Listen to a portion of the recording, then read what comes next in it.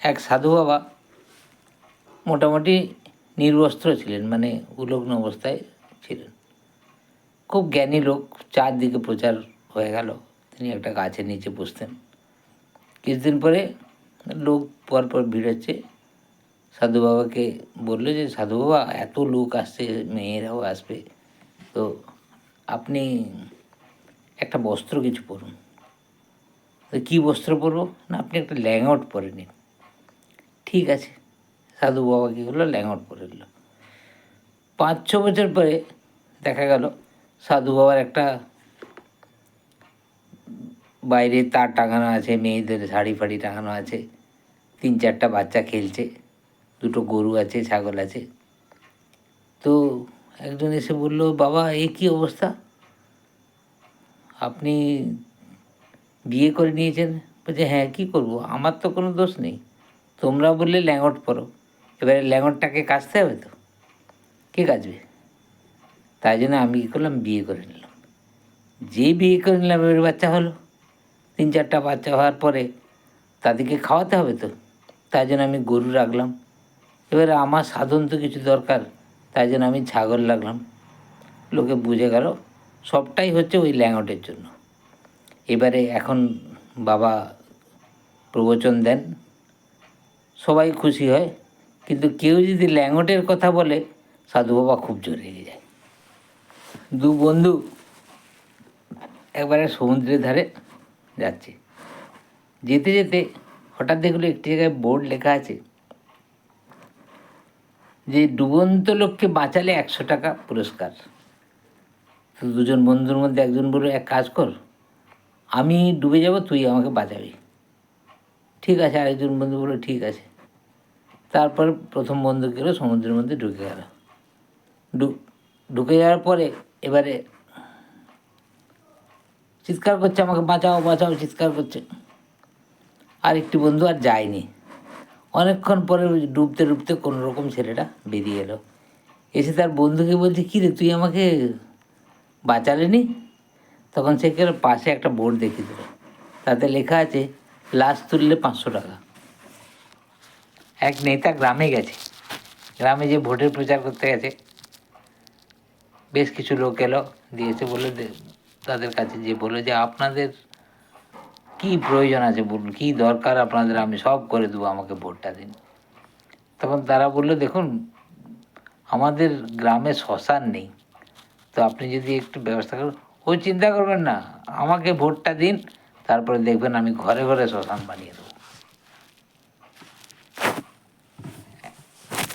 একটা ছেলে দুধ খেতে যে মারা গেল, কি করে? না, গরুটা বসে পড়ল। আমার দাদু খুব মহান আদমি ছিল, সে খুব দানি লোক ছিল। একবার পাশের বাড়িতে একজন ভিখারি এসে বলছে দাদুকে, আমি পাশের বাড়িতে গেছিলাম, প্রচুর খাইয়েছে, আপনি কিছু দিন। দাদু কী করলো, তাকে একটা হাজমোলা দিয়ে দিল। কিছুদিন পরে দাদুর কাছে সুইমিং পুল তৈরি হবে, সেই জন্য চাঁদা চাইতে এলো। দাদু কী করলো, 2 বালতি জল দিয়ে দিল। কিছুদিন পরে একটা দল এলো, এসে বললো যে শ্মশানের প্রাচীর তৈরি হবে, আপনি কিছু দিন। আর শুনেই দাদু রেগে গেছে, বলছে, হ্যাঁ, শ্মশানের ওপারে যারা আছে তারা বাইরের দিকে আসতে পারবে না, আর এপারের লোকগুলো ওখানে যেতে চাইবে না, তো শ্মশানের প্রাচীর দেওয়ার কী দরকার? কিছুদিন পরে অনাথ আশ্রম থেকে একজন এলো, কিছু দল এলো, তো বললো, আমরা এরকম অনাথ আশ্রম খুলছি, আপনি কিছু দান দিন। আমার দাদু 2টো বাচ্চাই দিয়ে দিল তাকে। স্কুলে ইন্সপেক্টর গেছে, যে ক্লাসরুমের মধ্যে ঢুকেছে, একজন ছাত্রকে জিজ্ঞেস করছে, বলছে, আচ্ছা, বাংলা কবিতা তুমি কি জানো বলো? তখন ছেলেটা বলছে, সকালে উঠিয়ে আমি মনে মনে বলি, যাকে পাবো তাকে আজ দেবো গালাগালি, আদেশ করেন যদি মোর গুরুজনে, ঠাস করে চড়ি দেবো আমি তার কানে। ছি ছি ছি ছি ছি, এটা কীরকম কবিতা? মাস্টারমশাইকে ডাকা হলো। মাস্টারমশাই, এই কি ছাত্র এরকম উল্টোপাল্টা কী সব বলছে? মাস্টারমশাই বলল, দেখুন স্যার, এ আমাদের ছাত্র নেই, আসলে এর ভাই পড়ে এখানে, তাই জন্যে ভাই আজকে গরু চড়াতে গেছে, তাই জন্য ও এসেছে। ইন্সপেক্টর খুব জোর রেগে গেল। তো বলে, আচ্ছা সব টিচার দিকে ডাকুন, আজকে সব টিচার দিকে দেখে একটা পরীক্ষা নিই।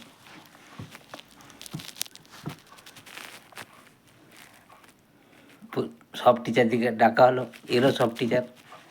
আসার পরে বলে, বলুন, আপনারা সব বসুন, বলুন যে হরধনু কে ভঙ্গ করেছিল। ক্লাস টিচার বলছে, আমি তো ভাঙিনি, অন্য কেউ ভেঙে থাকবে। তখন অন্য টিচার দিকে জিজ্ঞেস করছে, বলুন আপনি হরধনু কে ভঙ্গ করেছিল। এ বলে, আমি ছিলাম নি, আমি ছুটিতে ছিলাম, সেই বাচ্চারা বদমাস, মুখ বাচ্চারা বদমাস, সেই ভেঙে দিয়ে থাকবে। ইন্সপেক্টর রেগে গেল, দিয়ে এবারে হেডমাস্টার কাছে গেল। হেডমাস্টারকে বলল, এই কি আপনার ছাত্র উল্টোপাল্টা বাজে কথা কবিতা বলছে, আপনার কে হরধনু ভঙ্গ করেছিল সেটা বলতে পারছে না আপনাদের টিচাররা। তখন সে বলছে, দেখুন হরধনু ভঙ্গ করার জন্য তো এখানে অনেক ছেলেই আছে। এই বলে তখন ইন্সপেক্টর কী করলো, সব টিচারদেরকে সাসপেন্ড করে দিল।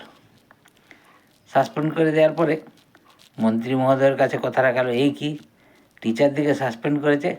তিনি কী করলেন না, একটা লিখে দিলেন যে এই 1,00,000 টাকা স্যাংশন করা হলো, হরধনু যে ভেঙেছে ভাঙুক, এই 1,00,000 টাকা স্যাংশন করা হলো হরধনু তৈরি করার জন্য। রাজ কপুরের একটা গান আমার বেশ কেমন লাগে, কোনটা বলুন। होठों पे सच्चाई रहती है जहाँ दिल में सफाई रहती है, हम उस देश की वासी है जिस देश में गंगा बहती है। তারপরেও বলেছিল, ना तो होठों पे सच्चाई ना है दिल में सफाई, करके गंगा को खराब लेते गंगा की दुहाई, अब तो ये पापी गंगा जल से भी शुद्ध ना हो।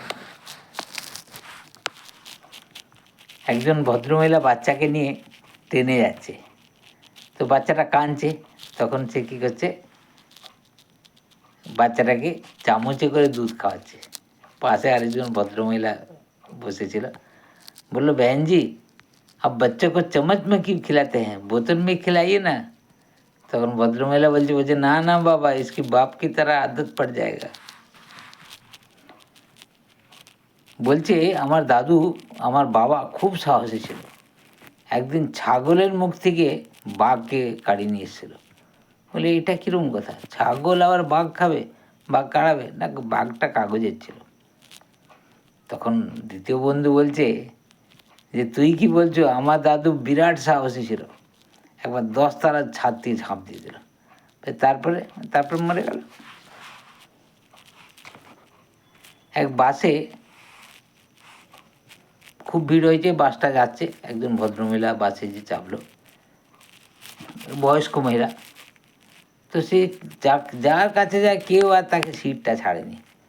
অনেকক্ষণ ঘুরে ঘুরে সিট না ছাড়তে ড্রাইভার বলল, ঠিক আছে আপনি এসে এই বনেটটার উপরে বসুন। ঠিক আছে, বুড়ি বসে আছে, বয়স্ক মহিলা বসে আছে বনেটের উপরে। কিছুক্ষণ পরে একজন যুবতী, সুন্দরী যুবতী বাসে উঠল। বাসে ওঠার পরেই এবারে এ বলছে, আসুন আসুন আমার পাশে বসুন, আমি জায়গা ছেড়ে দিচ্ছি, আসুন। এমনি করে সবাই জায়গায় ছাড়তে যাচ্ছে। তখন বুড়ি মেয়েটা বলছে, না আমি বসবো না, আমি দাঁড়িয়েই ঠিক আছি। তো তখন বুড়ি বলছে পিছন থেকে, যে বসে যা বেটি, বসে যা, এরপরে আর 20 বছর পরে তোকে বনেটেই বসতে হবে।